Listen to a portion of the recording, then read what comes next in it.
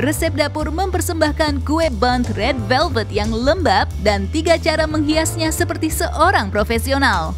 Kocok telur dengan minyak dan susu dalam campuran kue red velvet dan panggang dalam loyang bundt. Selesaikan dengan topping royal icing dan buah-buahan segar. Jadi, mari kita mulai.